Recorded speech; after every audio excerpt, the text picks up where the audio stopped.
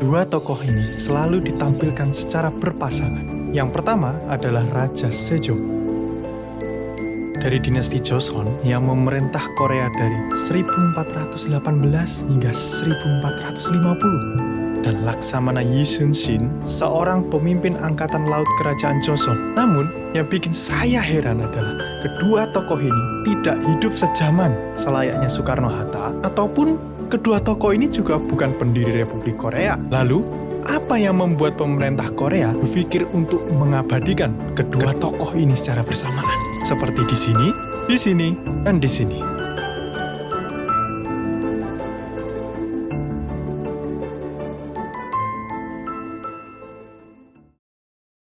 Raja Sejong lahir pada 15 Mei 1397 di Seoul, yang dulu bernama Hanyang, yang merupakan putra ketiga dari Raja Taejong dan Ratu Wongyeo.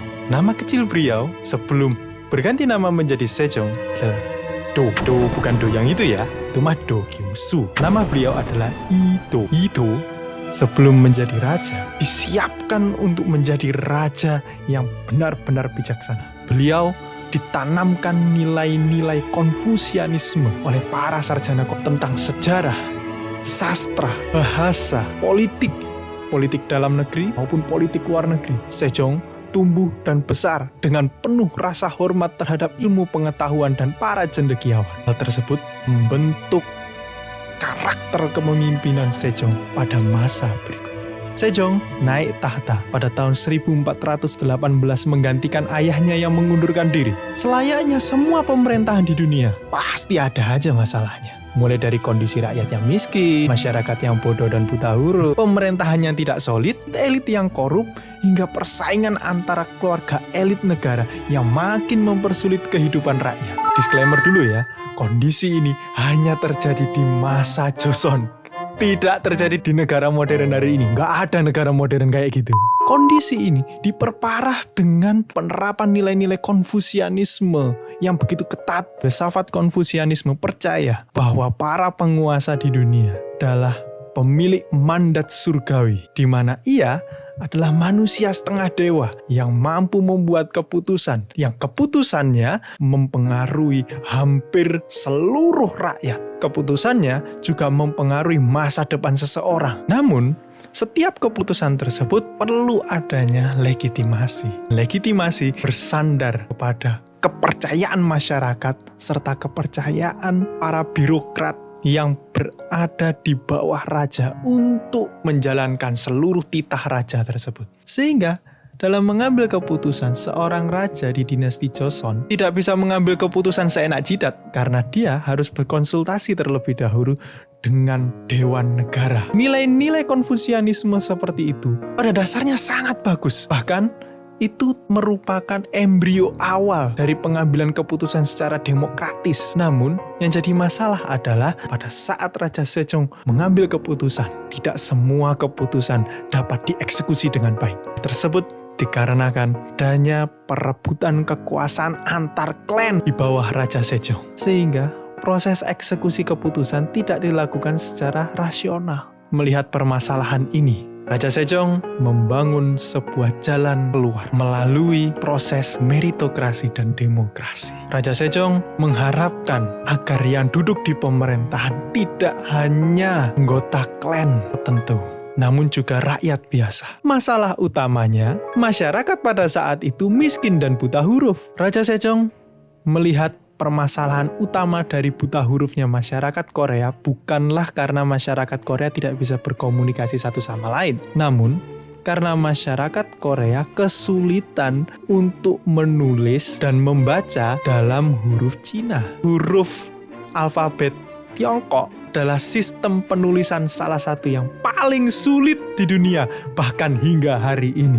Maka, Raja Sejong mengumpulkan beberapa orang untuk membuat satu sistem alfabet baru yang disebut Hangul. Hangul terdiri dari 24 huruf saja, 14 huruf mati, serta 10 huruf vokal. Hal tersebut mempermudah masyarakat Korea untuk berkomunikasi dalam bahasa tulis. Selain itu, Raja Sejong juga mendirikan sebuah institusi yang boleh diakses oleh seluruh kalangan, mulai dari rakyat jelata hingga pejabat. Institusi tersebut diberi nama Jipyeoncheon. Ini adalah tempat bagi semua orang untuk mengerjakan berbagai proyek mengembangkan sains, teknologi, dan sastra. Dan strata dalam Jipyeoncheon didasarkan kepada kemampuan orang. Sehingga tidak peduli Anda berasal dari latar belakang apapun, selama Anda memiliki kemampuan, maka Anda akan dihargai. Melalui institusi ini, lahir berbagai penemuan, penelitian astronomi, hingga penemuan-penemuan yang mampu meningkatkan hasil pertanian. Selain itu, posisi-posisi penting dalam pemerintahan diisi oleh mereka yang memiliki keahlian dalam bidang tertentu. Sehingga terjadilah proses yang disebut demokrasi dan meritokrasi di masa Joseon.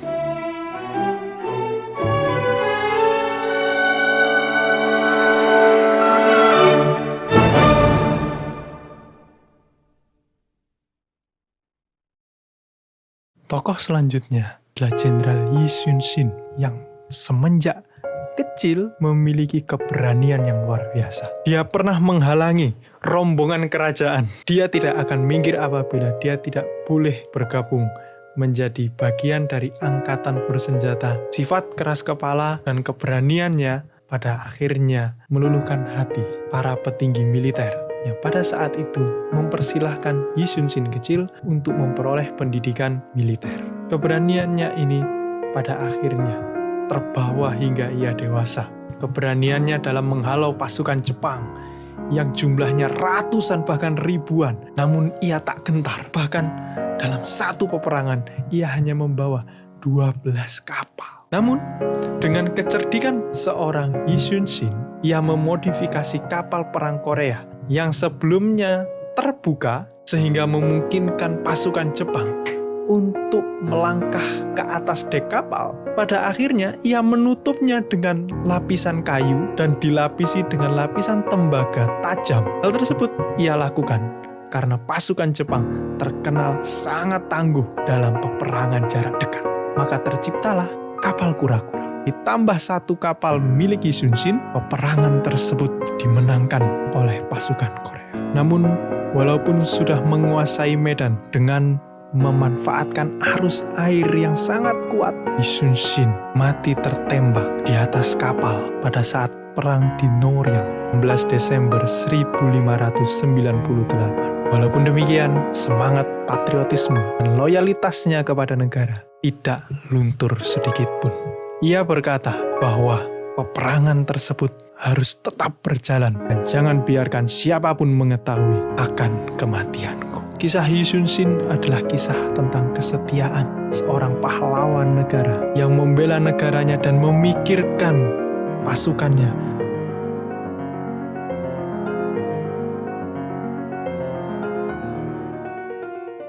Di Gwanghwamun, Raja Sejong yang agung digambarkan dengan wajah yang penuh dengan kebijaksanaan, mengajarkan rakyat bagaimana membangun diri, sedangkan Lee Sun-shin yang berdiri tegak dan posisinya lebih tinggi daripada Raja Sejong digambarkan berwajah garang, penuh tekad dan penuh dengan keberanian serta optimisme yang luar biasa. Dua tokoh ini memiliki karakter yang berlawanan satu sama lain. Hal tersebut berbeda dengan beberapa patung yang biasa kita lihat di Indonesia seperti Soekarno-Hatta yang selalu berdampingan dan memiliki aura yang hampir sama. Namun, kenapa pemerintah Korea justru mengambil filosofi dari dua orang yang berbeda? Jawabannya saya dapatkan dari film Bahubali yang diangkat oleh Ibu Suri Shivagami sebagai seorang raja karena berhasil menyelamatkan rakyatnya dalam pertempuran. Namun di saat yang bersamaan, dia menyisihkan saudara tirinya Baladewa yang menurut Dewan Kerajaan justru lebih layak karena berhasil membunuh raja yang menyerang Mahishmati. Namun walaupun demikian, Ibu Suri Shivagami memberikan jawaban filosofis apabila seorang prajurit merelakan nyawanya untuk membela bangsanya